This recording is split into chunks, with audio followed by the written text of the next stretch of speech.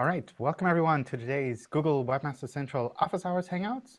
My name is John Mueller. I'm a Webmaster Trends Analyst here at Google in Switzerland. And part of what we do are these Office Hours Hangouts, where webmasters can join us and ask questions, discuss topics around web search, websites.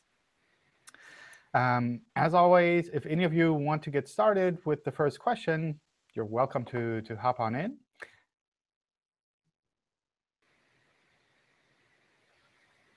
I have a question about having multiple domains. If we want to use a secondary domain because it's shorter, it's something we recently acquired, but our current domain is a good domain that has a lot of SEO value, would it be OK to put a canonical from the new domain to the old domain, with wanting to keep the old domain as the main ranking one, but have the new domain as a shorter domain in different ads that we run in print and things like that? That's perfectly fine. That's totally up to you to do.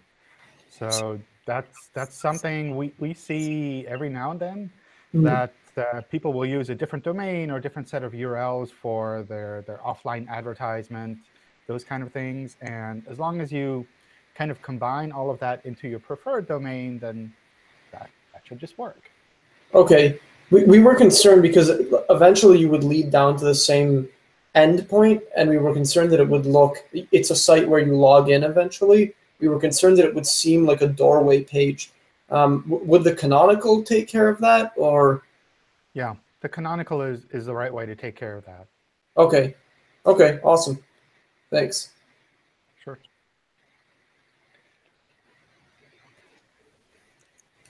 All right. Let me run through some of the submitted questions.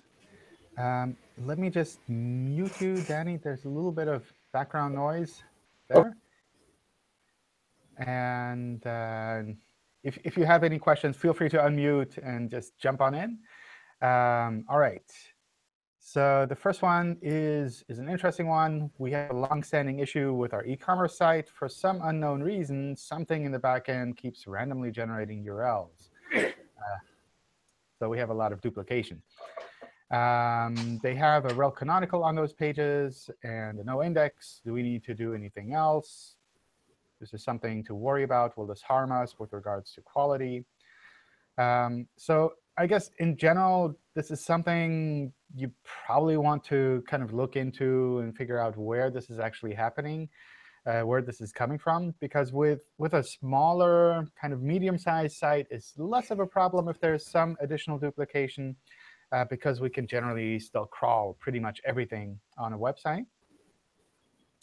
With larger sites, especially if you're an e-commerce site and you're kind of growing your site and you have more and more products, and suddenly you go from like 100 products to 10,000 products, and you have a lot of random URL duplication happening, then that's probably something that could affect how we crawl and index your pages. Because if we have to go through a lot of duplication to actually find your content, then that means we might miss the new and the really important things that change on your website.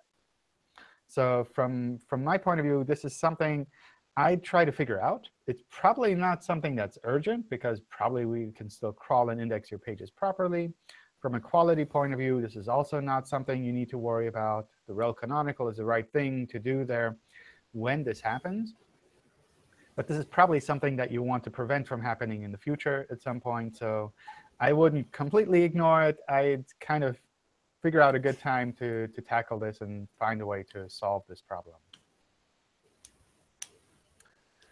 Our e-commerce site has a lot of image links, which take you either to content pages or category. How important is a title attribute for these type of links, and do they help with SEO? If we need to mark them up, can you give a suitable example? So in general, we use internal links within a website to better understand the site structure and to better understand the context of the individual pages on your site. So if you have links going to individual products, then those links also give us some information about that product, a little bit like what we expect to find there. So things like having an anchor for those links that has a product name or a brief product description on it is something that's really useful for us. It really kind of makes it extra clear for us when we look at those pages that this is really this product. Not only is the content on this page about this product, but also all of the internal links going to this page say, well, this is this specific product.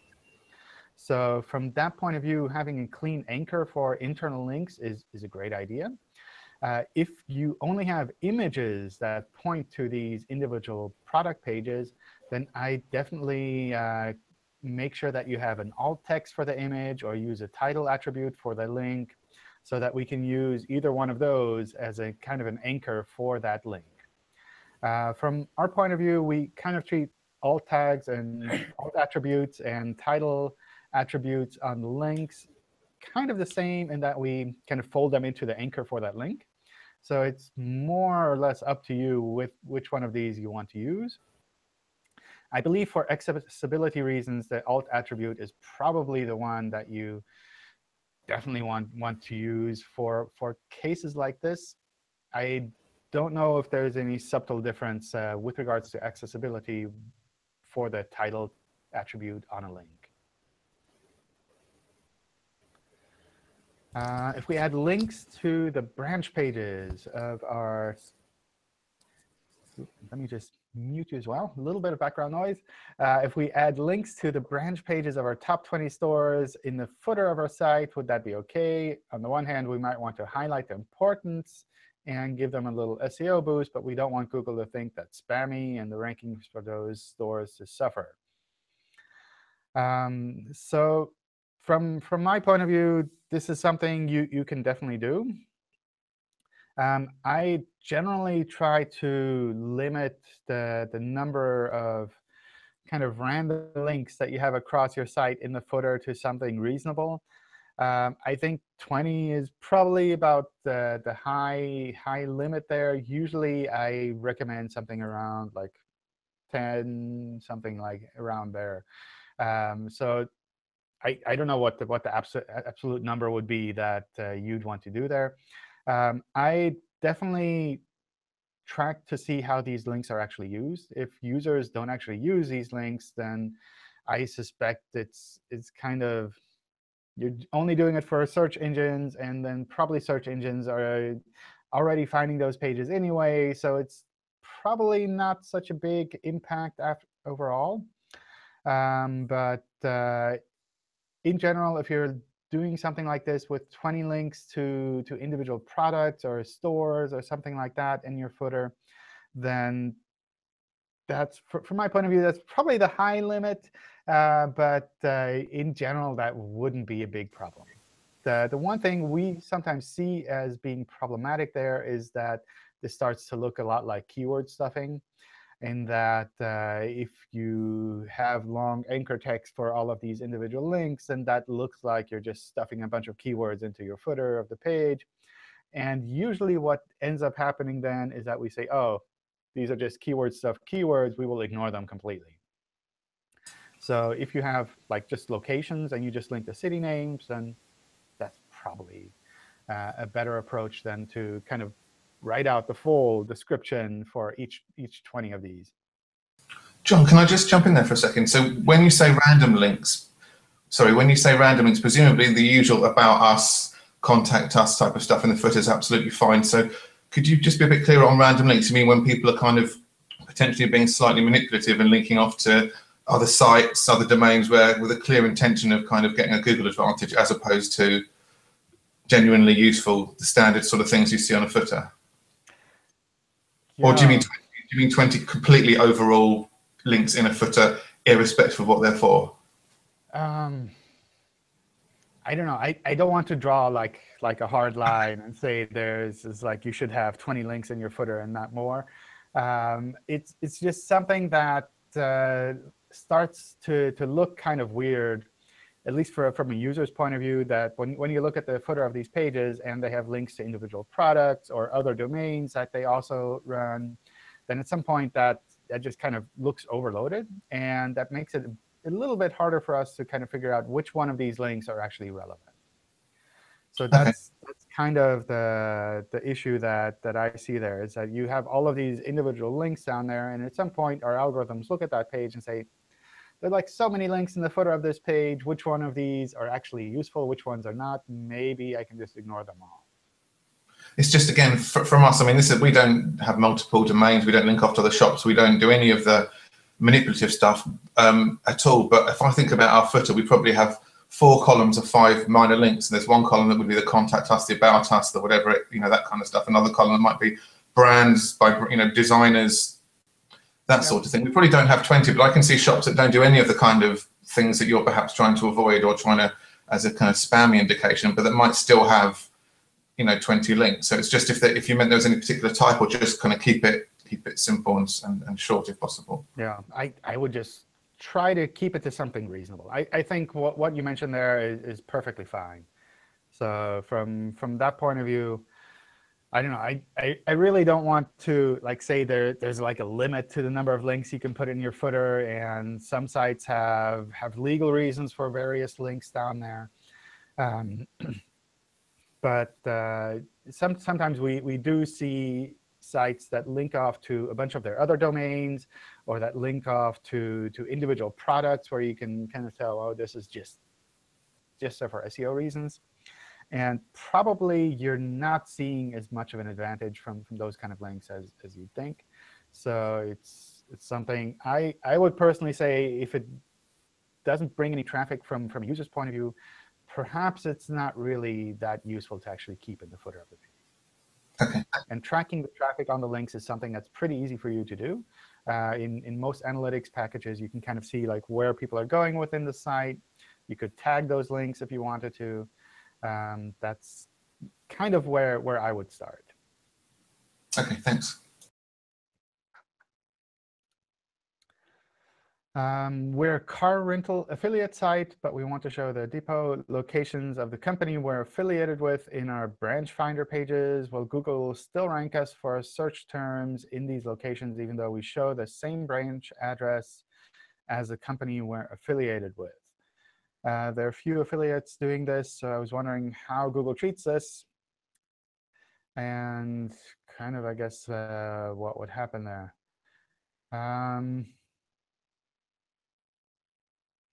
I suspect from a pure search point of view, we probably wouldn't do anything special with regards to the absolute address that you have listed there. So just purely from a normal organic ranking point of view, we would take those words. We try to figure out, is this in the specific location or not, and use that.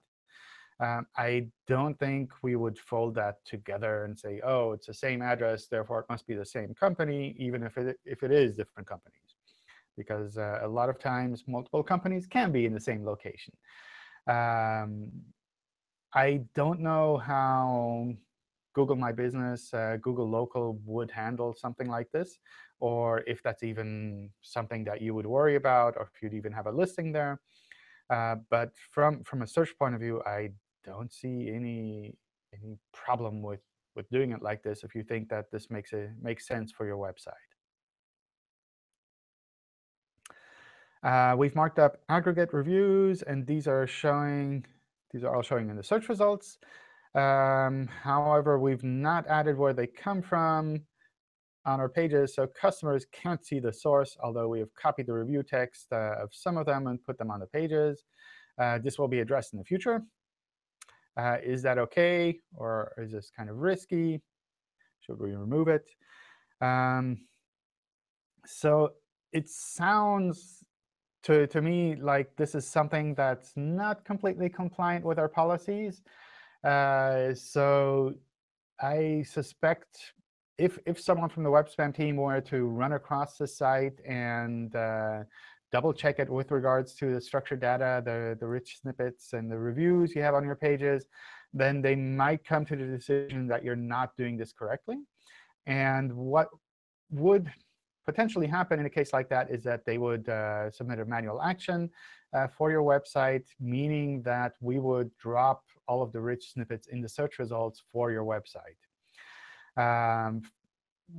What you would see in a case like that is that this manual action is visible in Search Console. You can see kind of roughly what it's for the structured data rich snippet side. And you can address that manual action, submit a reconsideration request, and then it'll essentially come back. It won't end up with your website being demoted in search. So it's not that it's going to rank less. It's just not going to have any rich snippets shown. So ultimately, from my point of view, it sounds like you're not doing this compliant with our policies, and that's probably something you want to avoid. On the other hand, kind of that risk of doing one thing before you actually have it completely implemented properly, that's kind of something that's up to you. Maybe you want to take that risk. Maybe this is something that, for technical reasons, you need to do this step by step. That's, from my point of view, kind of up to you. How does Google judge the quality of a page except for backlinks? Does it have any parameters to judge the content quality? Many websites use the same content, but they rank differently.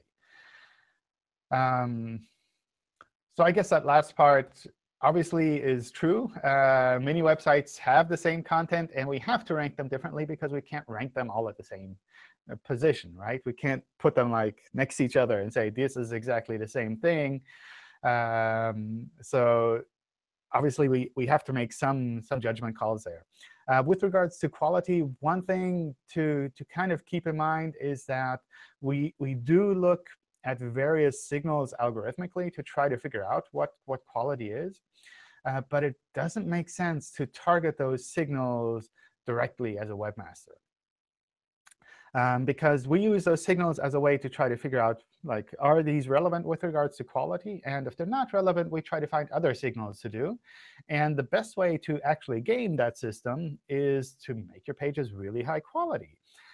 So that regardless of which signals Google looks at and how they evolve over time, our algorithms will continue to kind of see the high-quality content on your site. So that's kind of what I would aim for there. Obviously, that's hard. It's not a meta tag that you can put on your pages. But essentially, in the end, what Google is trying to do is bring high-quality results for users. And if you're already in that high-quality area, then that's kind of where you want to continue being, or even move even higher quality. With regards to some things you can specifically look at, I would look at the old Panda blog post that we did a bunch of years ago about 24 things or so that you can look at with regards to your site and high-quality content from Amit Singhal back in the day, and go through those factors. And ideally, have someone who's not associated with your website go through those factors after trying to complete some tasks on your website and maybe on some competitors' websites as well. And in general, with regards to like the comment you have there, the same content, my recommendation would always be not to aim to be just as good as the other people in the search results. So if you see terrible websites ranking, then I would not make your website just as bad and say, oh, why does Google rank this site? My site is just as terrible. It can rank just as well. But instead, to make sure that your site is really significantly higher than all of the other ones out there. So instead of aiming to be kind of like as good as number 5 in the search results, aim to make sure that the pages that you provide are such that when a Google engineer looks at that and that query, and they realize they're not ranking your site number 1, then for them it's completely obvious that this is a bug on our site that we need to fix to make your site rank number 1, because your site by far is the best site for this specific type of query. So that's kind of what I would aim for. Obviously, it's not easy. So it takes a lot of hard work. We added organization markup showing basic company information. How long should we wait for it to appear in the search results? And if it doesn't show, does that mean it's a trust issue? I don't know for sure how quickly the organization markup should show up in the search results. So I assume this is in the knowledge panel, kind of on the side. You can also, of course, make sure that you have similar information in your Google My Business listing so that we could kind of use that as well, or that we can at least match the information and say, oh, this is the same information. Therefore, it's a stronger reason for us to actually show this. I don't believe there's any specific timeline where we'd say you have to wait like 5 days for this to show up. I imagine this is something that is more organic and can take a bit longer to actually be processed and start showing up. Hi, John. Regarding the organization structure data, so because I think every time with the organization structure data, you will have the Wikipedia information. So in that case, which does it mean that we have to have the inform in the Wikipedia first, and then implement the organization structure data? No, we do use Wikipedia information for some of these elements, but it's not a requirement. And a lot of companies are, just for normal reasons, not listed in Wikipedia, especially the smaller companies. So from that point of view, it's not something where you have to kind of manually create a Wikipedia entry and then quick submit the structured data so that maybe it'll show up. But it's obviously something. From our point of view, what I've commonly seen is that sometimes the data doesn't match. So if the company name is spelled in different ways in different places, then that's hard for us to say, well, this is the same entity. We should kind of treat this data with a little bit more weight. Whereas if the data does match, then it's a lot easier for us to say, well, there are obviously multiple signals that all lead to the same bit of information. Therefore, we can probably just show this in search without having to worry too much. Okay, I guess thank you. Another aspect of this question is also we don't always show the organization markup.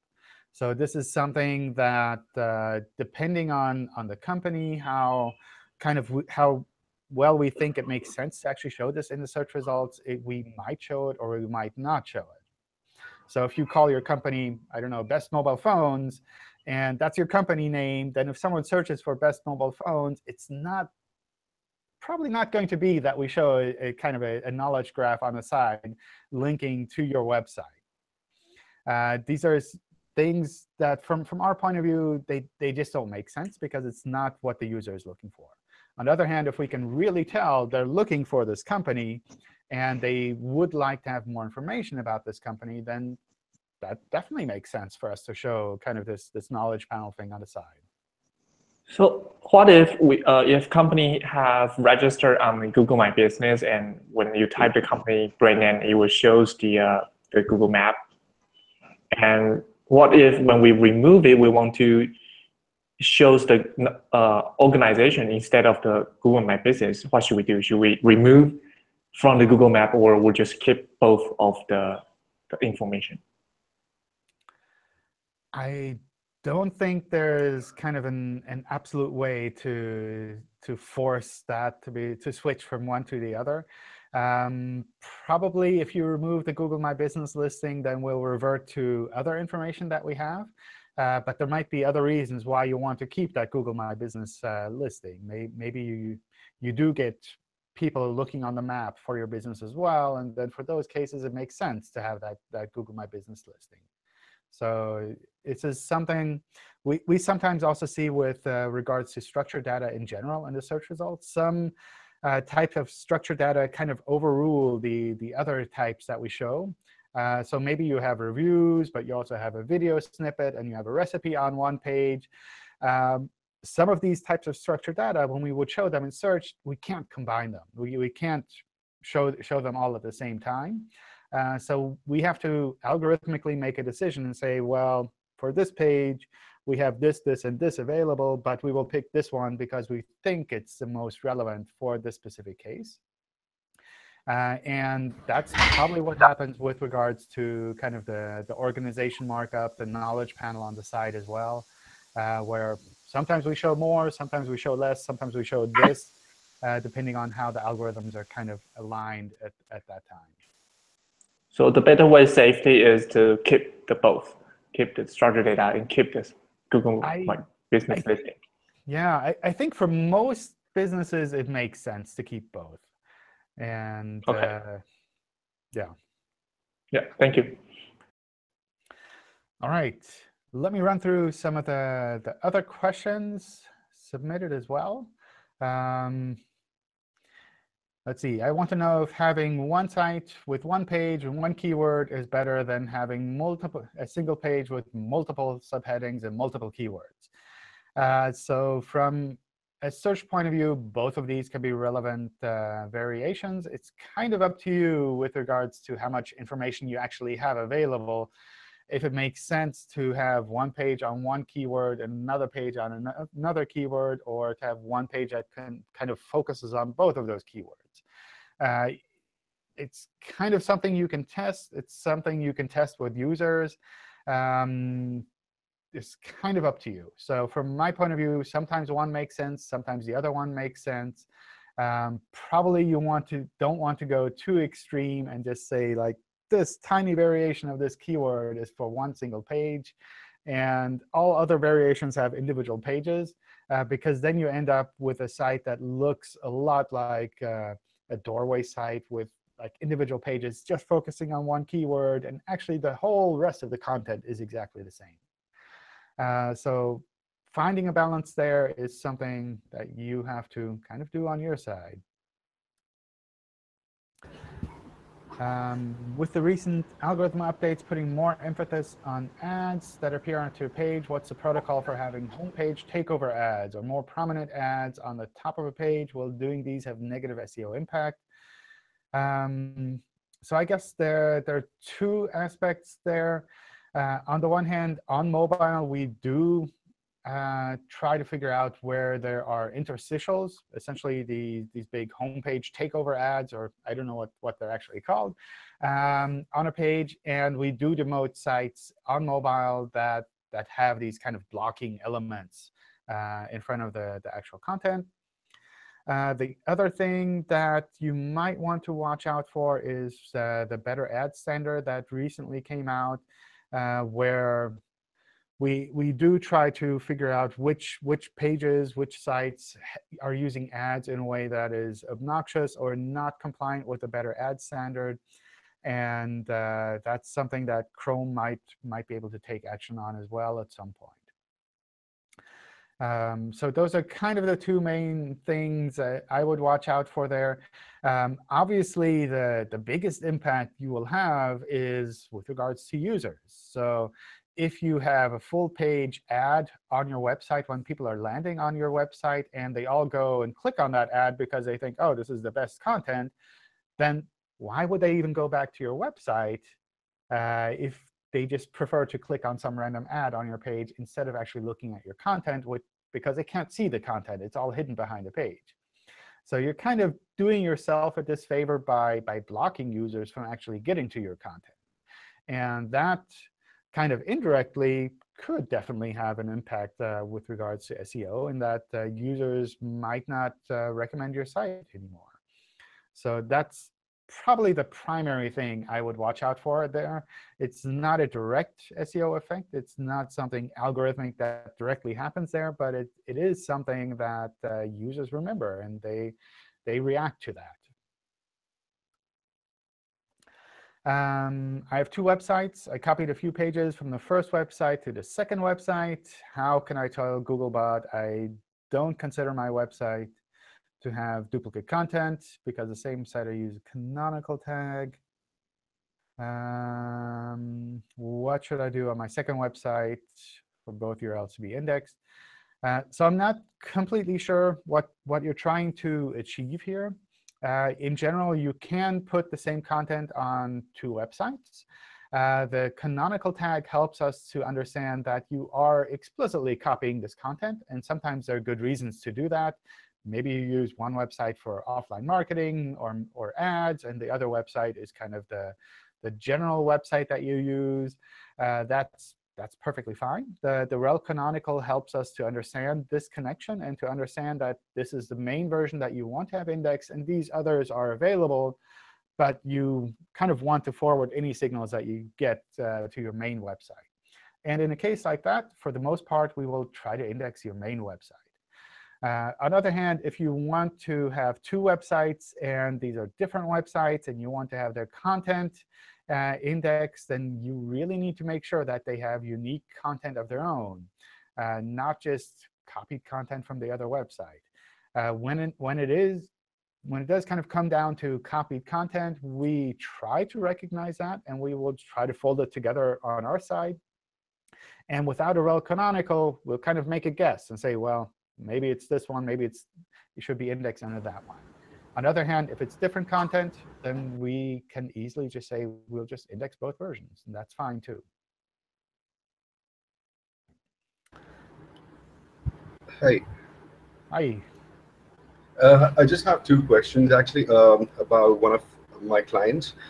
We are actually able to see that they are able to rank on tags, that their tags and archive pages are ranking, and their main pages are not ranking. So how can we avoid that, and how can we make their main pages rank?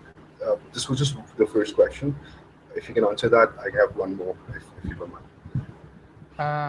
Tag and archive pages versus main pages. So one kind of common trick that people do is to make sure that the tag and the archive pages have more of a snippet, a teaser link to the individual pages rather than the complete content.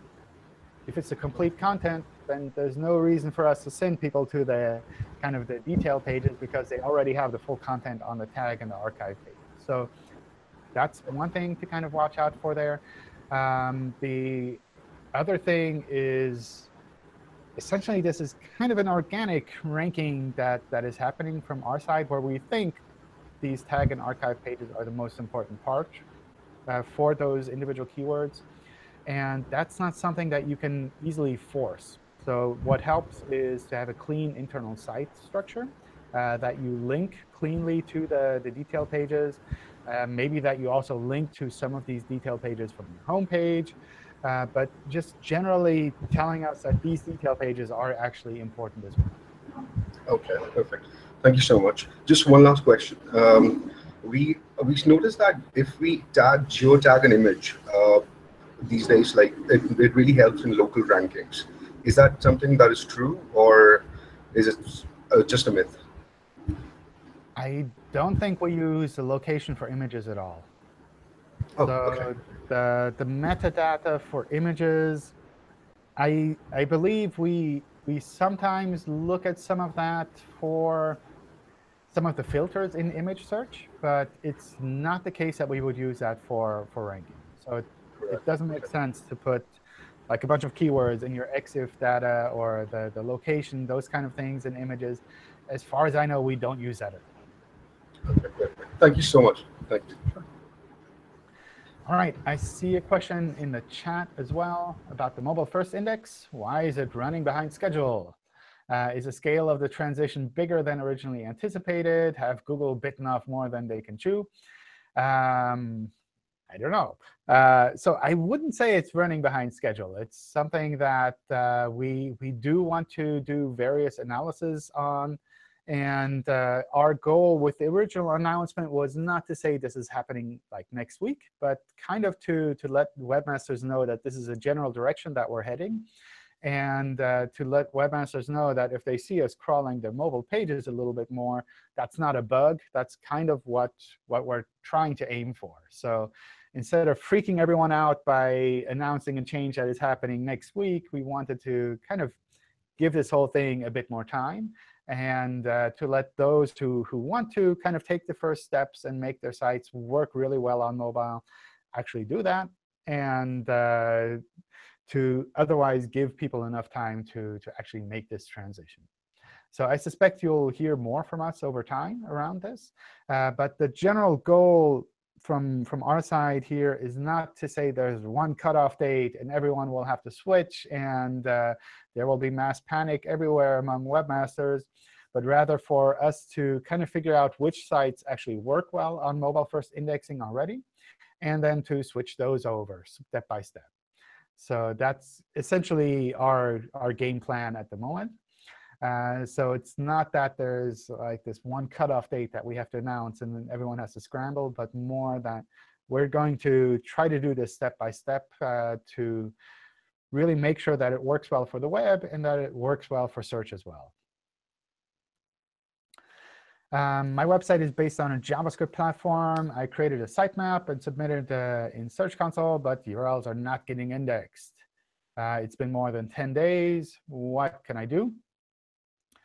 What can you do? That's in general, we can crawl and index JavaScript sites. We render them essentially like a normal browser would do. We have recently published in the developer documentation some guides on how to kind of debug rendering when it comes to search. We mentioned which Chrome browser version we roughly use, which functionality we've kind of taken out for rendering. So based on that, you can usually test individual pages on your website to kind of see, are these pages working for Google rendering, or are they not working? Where are some of the errors that I need to watch out for? So that's kind of what I would aim for there. The other thing, if nothing at all is getting indexed from your website, then potentially there's something even more basic kind of not working as expected on your website. So in general, even if we can't render a page properly, we should at least have something like the home page indexed in the search results, even if we don't have any of the additional content on that page. And if that's not happening, then probably there's something more basic technical that's wrong there. Could be something as simple as the wrong response code that your server is sending. Maybe there's a no index on those pages. Maybe there's a removal request for your website still pending. Those are kind of the common issues. It might also be that from a web spam point of view, there's something really old on that domain that needs to be resolved first. And these are all things you can find in Search Console. If you have trouble figuring out how to double check those in Search Console, I'd recommend posting in the Webmaster Help forums. These are issues that happen to everyone. So it's not something specific to your website or specific to your specific use case. This can happen to anyone who puts a website out there. That some of these kind of basic technical things, if you don't know what to watch out for, they can be kind of tricky to figure out and to resolve. But once you have that kind of basic technical thing resolved, then I would take it to the next step and figure out what needs to be done with regards to rendering, or if anything needs to be done. Hey, John. Hi. Hi. I have two questions to ask you. One is regarding pagination, and the other is for deep linking. So pagination. So we are in a real estate. We are a real estate website where for today we may get lot of properties on our website. On the next day, the property count may be reduced. So for that, what we have done is to get crawl all this property. We have implemented pagination on our website. The thing is that if today we are having 100 properties on our website, we will have a 10 paginations, means a main canonical, then next page 1, page 2, page 3, like this. But what is happening in some cases, suppose next day we are having 90 properties. In this scenario, we will be having only 9 pages. But the 10th page yesterday we have created is indexed by Google. So what we should do regarding this? So should we add a no index tag, or how we should handle this scenario? You can work with no index there. That's probably an option. I think in general, what happens in cases like this is we crawl those pages, we might index them, but if they're like several steps back and kind of far away from your website's root, then probably we don't give them a lot of weight. So this is something where probably there are some technical tweaks that you can do to simplify this with regards to crawling and indexing, but it's probably almost more effort than it's actually worth.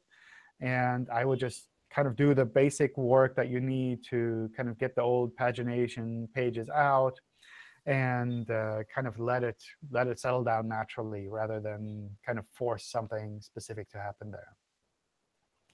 But the scenario is on the third day we may get 200 properties. In that scenario also, should we increase the pagination count or should we restrict ourselves to certain pagination?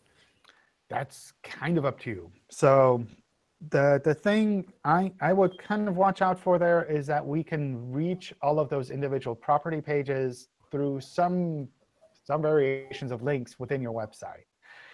So if they're only through a single listing page and that pagination has to go through, I don't know, 20 different pages to actually get to the link to the property page, then that's always going to be tricky.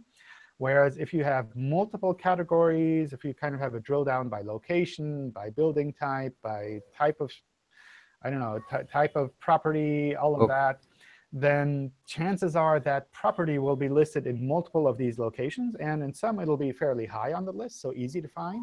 And in some, it'll be fairly low on the list, so perhaps not as easy to find. So that's kind of what I would. And one more question. Mm-hmm. And how should we handle the metas of the paginated pages? I would use the normal pagination guidelines that we have. So with the rel next, rel previous, if you can set that up, that's fairly helpful for us. I don't think there's any kind of big magic push by using rel next and rel previous. So it's probably not that critical. It's a good practice, I think. But it's not something where I would lose any sleep over if you can't implement it at all. OK. And one more, just a question. How should we handle metas of those paginated pages? Means page 1, page 2, page 3. Should it be a unique? Means, or is it OK to have metas of the main canonical page? So you mean the description meta tag, or? Yeah, title description tags. Yeah, I would leave that up to you. So I don't think you need to artificially generate something crazy. A lot of sites just have like the main category and then page 1, page 2, page 3 as a title, and that's perfectly fine. OK, thank you very much, John. Sure. John, can I just carry on with a kind of related question to that, if that's OK? All right. If you do have that situation, you have an e-commerce site and you have multiple pages of products, let's say, and as you get towards the end, it's going to be a bit dynamic because as products kind of drop off the catalog and as products kind of come on, that page 10 that was being talked about sometimes has nothing in it, so kind of wouldn't be there, and sometimes does have products in it, and that kind of can vary.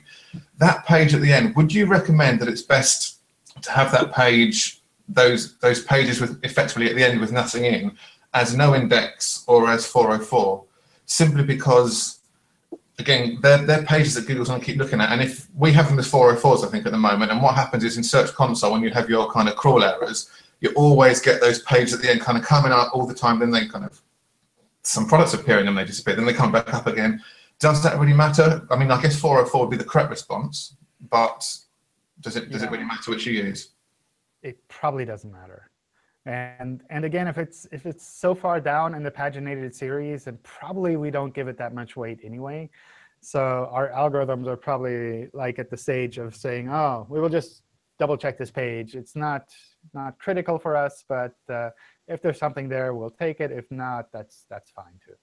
The thing is, it's not always that far down. So if you have a category, you might have normally 1 page of products, but that might happen to extend to 2. So it might actually be your page 2 that's sometimes there. Then a new product kind of appears or disappears, and your page 2 effectively isn't there anymore.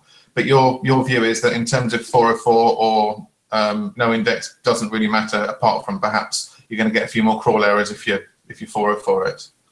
Yeah, I don't see a big difference there. I suspect if you no index it, we'll see it as a soft 404 at some point. Yeah. So it's kind of like either we see it as a 404 or as a soft 404, and essentially it's the same for us. OK, brilliant. Thanks. All right, let me see if I can get a bunch of these questions still in, and then we should still have some time to chat as well. How closely related is Google's cache page of a site to the ranking of the page itself? So the cache page is something that we kind of do separately from the normal indexing. It's the raw HTML of a page. It's not the rendered version. We use a rendered version for indexing, for ranking. So the cache page that we link there is more of something as a kind of a feature for the user in the search results rather than something that I would use for diagnosing technical issues as a webmaster. So I wouldn't worry too much about that. Sometimes the cache page is also 404, which can also be fine. It doesn't mean that we think your site is lower quality or bad or anything. Are there any SEO benefits to removing old-fashioned URL suffixes like .html or .phphtml from the end of URLs? No. There's no advantage from removing those kind of endings from URLs on your website. In contrary, I would even say it's probably bad for your website to just randomly remove those, because what this essentially means for us is that we have to completely re-index your website because we think all of the URLs on this website have changed. So essentially, you're doing kind of a revamp of your website. You're redirecting all of your old URLs to new URLs. And we have to kind of relearn that whole structure again. And that's something that will result in a kind of a dip for a significant period of time until we've actually been able to recrawl and reindex everything.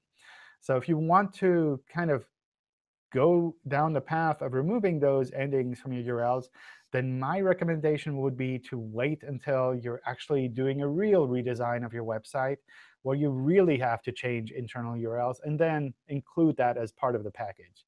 But don't assume that by removing these endings, you'll have any kind of SEO benefit from that. We look at URLs mostly as identifiers. And if they have parameter tags at the end, if they're .cgi or .html or .asp or PHP or whatever you have, that's totally up to you. That's not something that we would give any weight to with regards to SEO. Is it a good idea to no-index product pages if they don't have detailed information? Most of our products are uploaded by small sellers, and they don't include much information. Totally up to you if you want to do that. If you feel you can use things on your site to recognize lower quality content, essentially is what you're saying here, and you want to no-index that lower quality content until you've been able to improve the quality of that content, that's perfectly up to you. That's kind of your opportunity as a webmaster to kind of say, I want my website to be known for high-quality content and to be indexed with high-quality content. And perhaps it also encourages those who are posting things on your website to kind of take a step and actually go past the basics. Is it OK to link internal pages which have a canonical to another page? Yes, you can do that. The thing there is that we will find two of these URLs with the same content on them, and we'll try to pick one of the URLs to use as a canonical for indexing. And if you have internal links pointing to one version and that page has a rel canonical pointing to another version, then we're kind of getting conflicting signals. And that you're saying, well, this is the one you want to have indexed because you're linking to it everywhere. But actually, that one has a rel canonical to this one here, which might be the one that you want to have indexed. So what would probably happen there is that maybe we'll go this way, maybe we'll go this way for indexing. So if you have really strong feelings on which page you want to have canonical, then make sure that everything is aligned. On the other hand, if you don't really care which one of these is actually the canonical that's chosen, because from a ranking point of view, ultimately, it is the same thing. It's just a different URL that's used. Then maybe you can just leave it like this until whenever you have time to kind of clean up the internal linking or to clean up the canonicals that you specify on the pages. What do you suggest to recover from quality algorithm updates? yeah, if our algorithms think that your website is of lower quality, then the best way to kind of game that system is to make your website not be lower quality and to really make something significantly higher quality, which obviously is not very easy to do sometimes. Do you expect the Google Analytics API to be extended with Search Console data if connected in the near future? I don't know for sure how this is planned from the Google Analytics side. My understanding was that the Search Console data is already available in the Google Analytics API. So maybe you just need to double check there. In any case, the search analytics data, like the clicks and impressions and the queries going to your site, that is available in a Search Console API. So if you're already kind of pulling data from Google APIs, perhaps it's a small step to just like pull that data from Search Console API rather than to try to figure out where it's available in the Analytics API. My Search Console data is now 8 days behind. Do you have any ideas when this will catch up? I don't have any hard kind of deadlines when this is catching up. I know the team is working on decreasing this and fixing this again. So I would expect this to kind of settle down over time. It's definitely not the intention to keep things 8 days behind when we could be doing them a little bit faster. John, is that OK if I jump in with the Search Console question, if that's all right? Sure. It's to do with structured data. We sort of started talking about this a couple of weeks ago, and you helped out. I sent you an email. It's more just to understand a bit more about structured data validation and what it is that Search Console is actually showing, because I imagine that Google would validate structured data in probably 2 ways. The first way is the obvious way, which is just to check the markups OK in the same way that you could put any page for validation and make sure that it's OK. And then a second way, potentially, and I know Google Shopping does this, and I think you've mentioned that Organic does it as well, is simply to make sure that no one is trying to game the structured data. So the structured data matches what's actually shown to the user on the page. So, for example, if you're an e-commerce store, you have a product, you don't want structured data that has a price of £100, but you're showing the user a price of £200. So is there some kind of validation going on there? And so my question is really in terms of what Search Console shows. If just to give an example, if the site has 10 products on it, if Google has, and those products all have structured data, Google has fully indexed and processed all of that, so there's no latency type of issues of it kind of missing anything. And of those 10 products, you have, say, 2 where the structured data markup is wrong, there's a kind of fundamental issue with it. And then you have another 2 where the markup is correct, but Google has seen that the data in the structured data is fundamentally different to what's being shown to the user on the page. So I guess my question to you is, in that example, would Search Console show 6, 8, or 10 products as having structured data on them?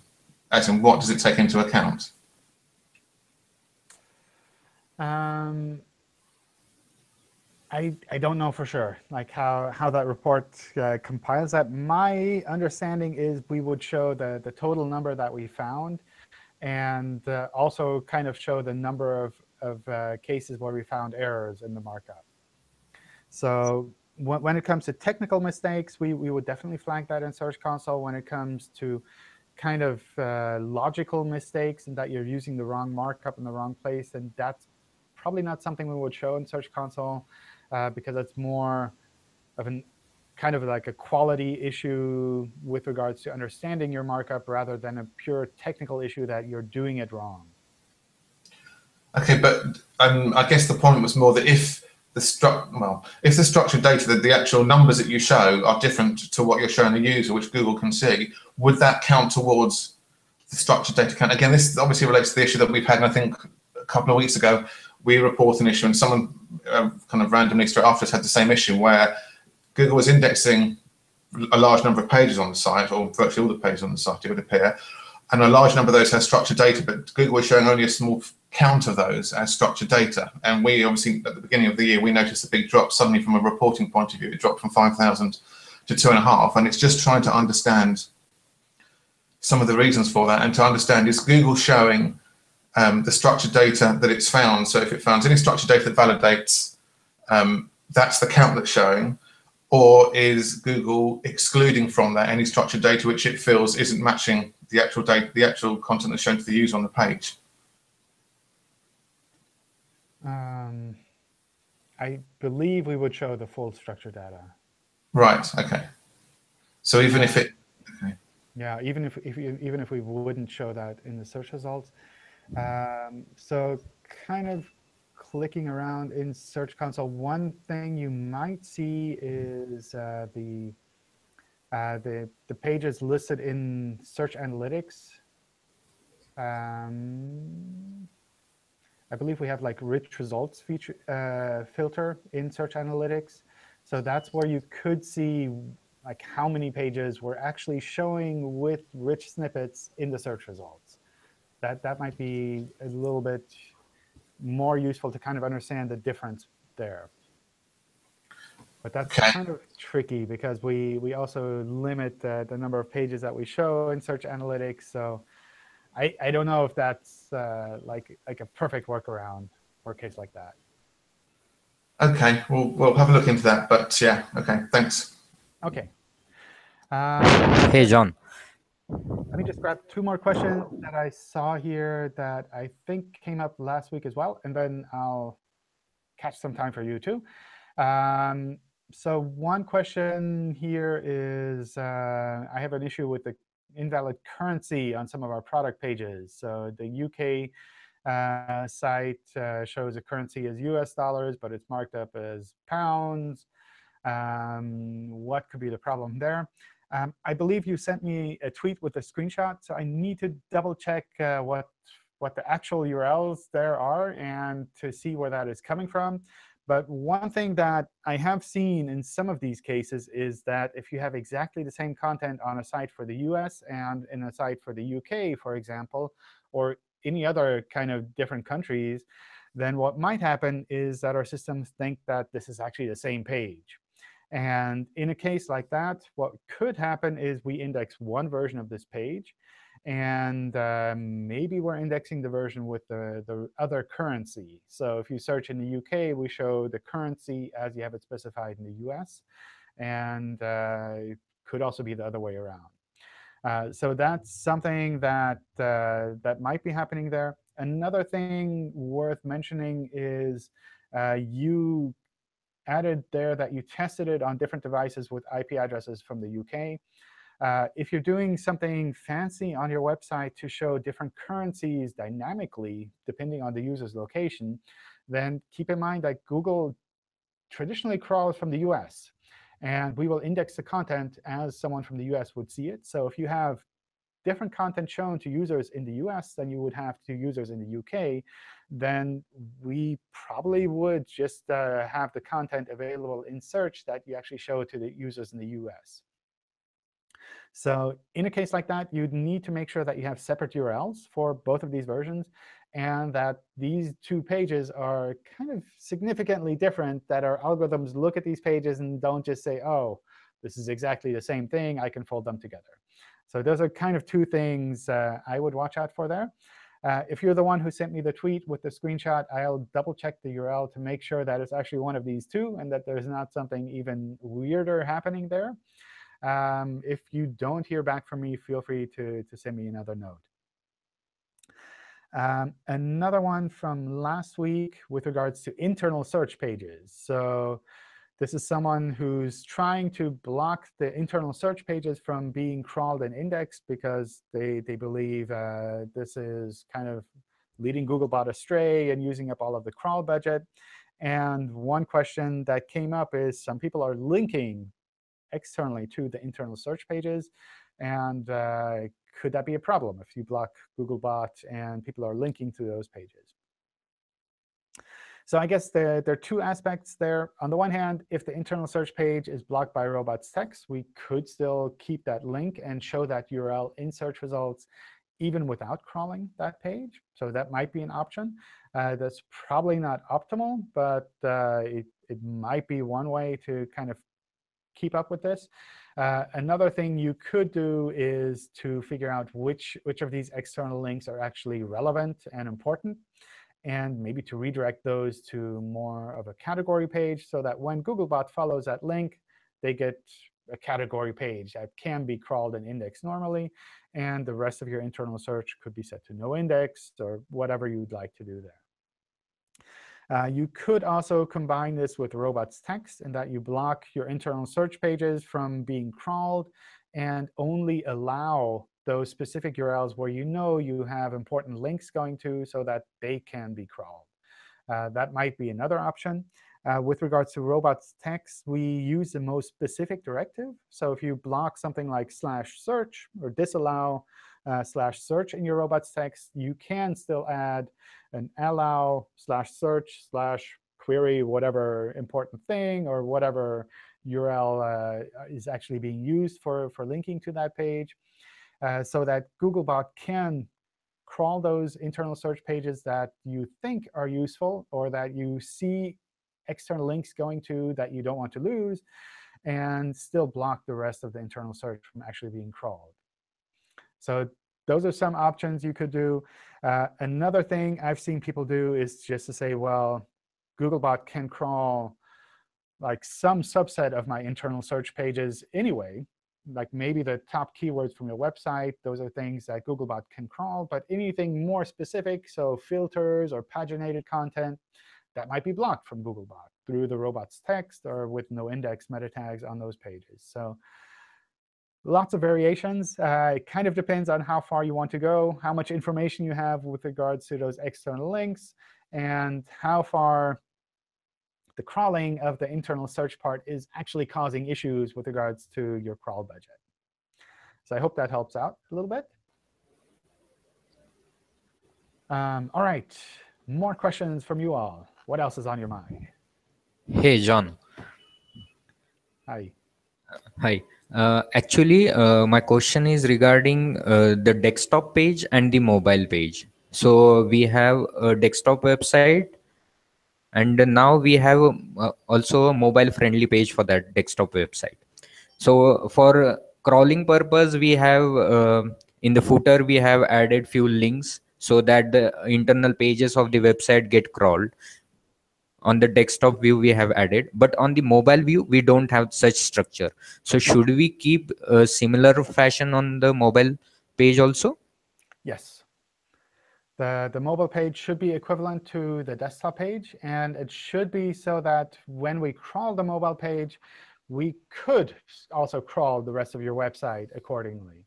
So when we switch to mobile-first indexing, this is one of those things that is important for us, that the mobile page is actually internally linked the same way that the desktop pages are. It doesn't have to be exactly the same way. Sometimes some things make more sense on mobile than they make sense on desktop. But it should be such that the mobile pages are not completely isolated from the rest of the website. Okay, okay. And it should be 100%, or is it okay 90 something kind of? I wouldn't look at the numbers in that sense. I would just make sure that you can, on the mobile, click around and find the rest of your website. Okay, thank you very much.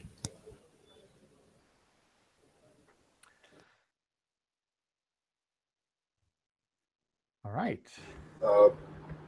Hi, John. Just one more question. Hi. Hi there.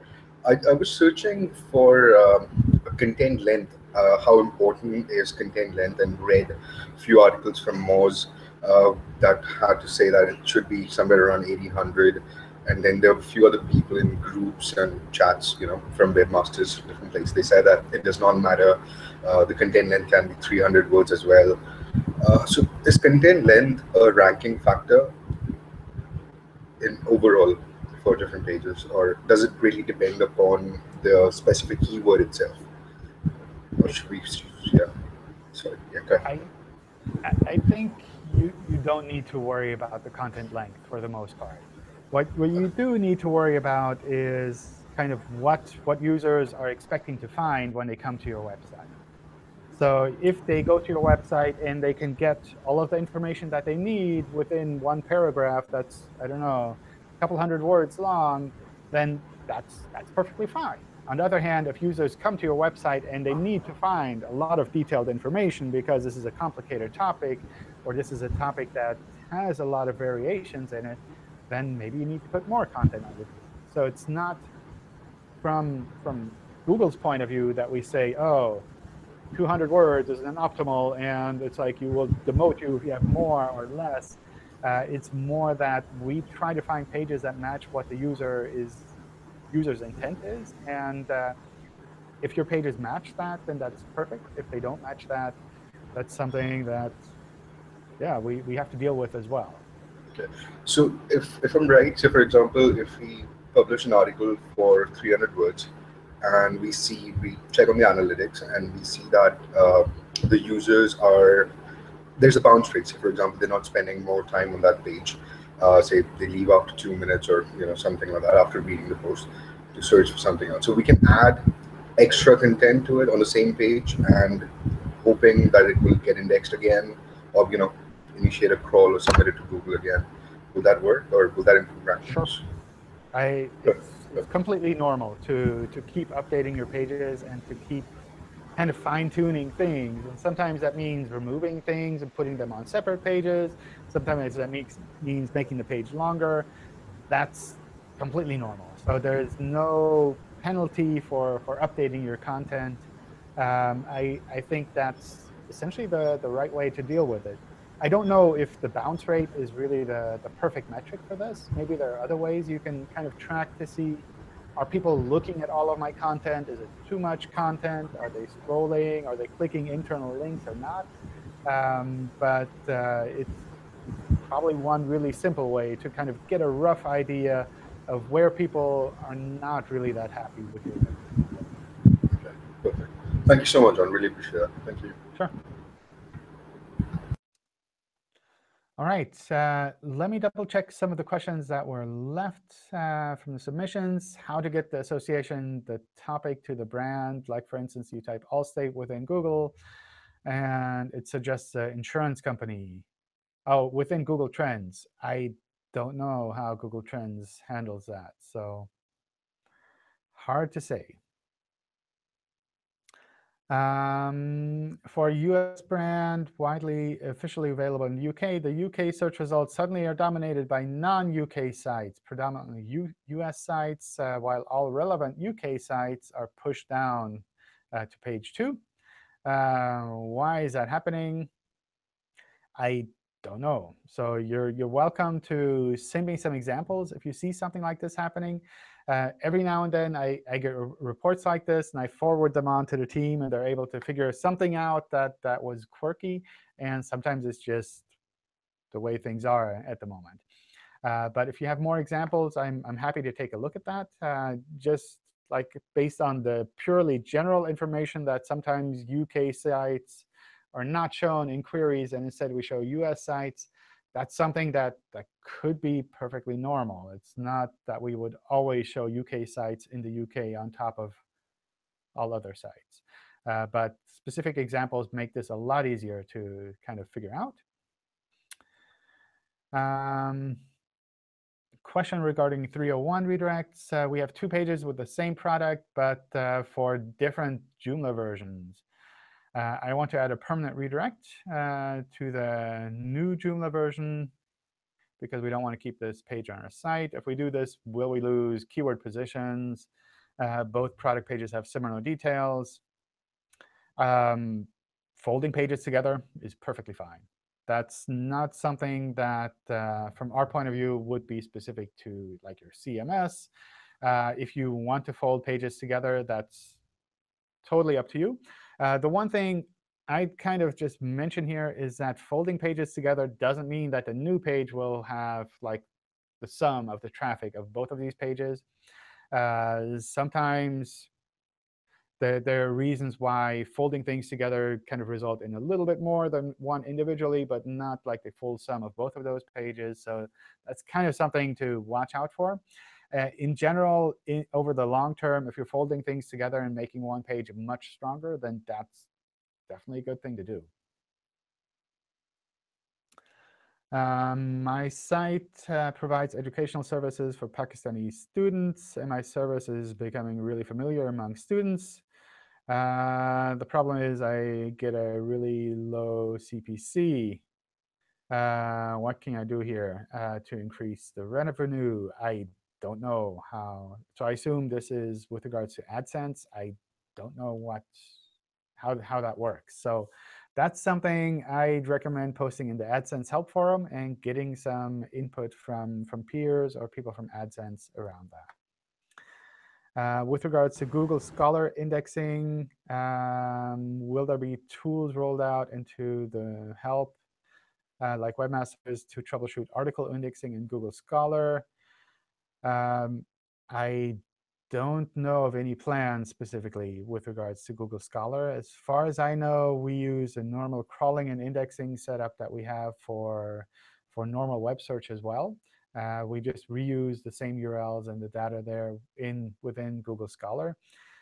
So if it's kind of a technical issue with regards to crawling and indexing, you would see that in normal Search Console as well. There seems to be some technical bug in the top stories module. No matter if you're the source of a story, you won't appear in the module. Let's see. Apart from content, is there something which Google considers while selecting the sites for top stories? Top stories is essentially an organic search element. So that ranks content organically. It has some of its own algorithms with regards to which content it chooses there. It's not something that we generally have like a manual list or kind of like a meta tag that you have to include on your pages to be shown there.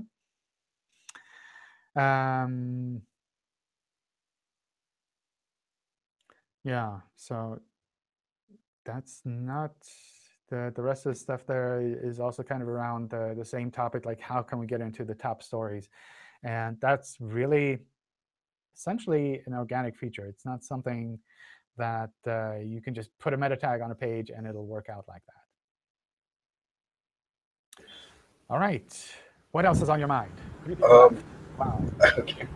Hey, John. Just one more thing. I'm running a website, like a news website about small topics for students, like web design and digital marketing topics. We have been doing content curation and sort of content syndication as well. Is that a negative SEO, or is it like organic to go for it? Because we mix it up. 60% content is syndicated because it's news. So we get news from different sources and channels, and then we mix it up with in-house content writers who write different topics on new topics on digital marketing and SEO. So I'm really concerned about the syndication part. How is there a percentage, or is it too much? If we do it completely, or should we stop it? What do you think? I think for the most part, the important thing for us is that when we crawl your website, we are able to understand that there's significant unique content of your own on this website. So it's not that we're looking for a specific percentage and saying, oh, 60% is good or 50% is good, but rather that overall, when we look at your website, there's a reason for us to show your website in the search results because you do provide a lot of really useful and valuable content. Okay. So that's kind of what I would look there from a bigger picture point of view. And it might be that you decide, well, I want to keep the syndicated content because those that go to my website manually, they want to be able to get like a full picture of the content. But you could also say that I'll put rel canonicals on those pages, or I'll put a no index on those pages so that they don't show up in search, so that search engines see the valuable, unique content that I provide on my website and not all of this duplication that I provide for my users when they go to my site. Okay. So that might be an option that I would aim for there. At any rate, I'd really make sure that overall your site is unique and compelling on its own and not just a collection of syndicated content. On the one hand, our algorithms try to look for things like that. On the other hand, our web spam team also sometimes follows these leads and says, well, this website is actually just syndicating content from these other sources. Maybe we don't need this website at all in search because there's nothing really valuable there. Which might be if they look on your website in a bad day or something where you just didn't publish anything for a couple of days, then that could could easily have that appearance. So that's kind of what you want to avoid, so that anyone, regardless if it's a search engine or a human, when they go to your website, they see unique value that you provide on your website. Yeah, perfect. And a question apart from this totally would be about how we go for, say, off-page SEO is basically going for organic stuff like content writing, building backlinks from organic sources like Web 2.0 backlinks and social bookmarking. Guest posting is major part of link building. Is there something that you can recommend in an organic way, which is which really works like these days? Because when I read over there, people talk about building a PBN, like public private blogging network or something like that. I'm not sure if that's too organic. I think that's inorganic, because I think that's fake or something. So I really want to understand how, because I read Wikipedia once where it was told that back in, I think 2008 or something, Google published 108 or 160 parameters, and now there are 200 or something in total.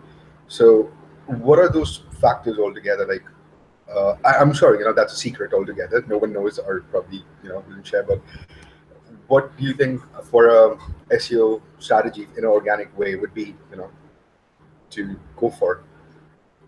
Yeah, I can't mention all of those factors on YouTube. I'm sorry. So I think some things you need to watch out for when building backlinks or thinking about backlinks is that our algorithms or our engineers, when they think about backlinks, they want to look into the backlinks that are there completely organically. So essentially, people going to your website and saying, oh, this is a good website, and then deciding to link to your website naturally. So that's essentially what our algorithms are looking for, what we'd like to see when it comes to links. That means anything like private blog networks, which is obviously kind of seen as black hat by our algorithms and by the web spam team. Even things like guest posting. So if you go to other people's blogs and you write a post for them, and you include links to your website in there which are not no-followed, then that would be seen as inorganic, because you're placing those links. It's not someone else recommending your website. It's you kind of recommending your own website, which from our point of view isn't really kind of a recommendation, right? It's like anyone can say that their own content is fantastic. So those are kind of some of the things that we watch out for. Others are obviously just pure paid links is also something that's problematic from our point of view. Advertising is perfectly fine. You can advertise your website, but it should be done in such a way that it doesn't pass any value. Similarly, guest posts can be perfectly fine if you're not passing any page rank to your link, to those links. So if you have a no-follow on those links on a guest post, and you're using this to drive awareness for a topic, to drive awareness for your business or a specific service or product that you're launching, then that's perfectly fine. Those links just shouldn't be passing any page rank. So that's kind of where we would see that there.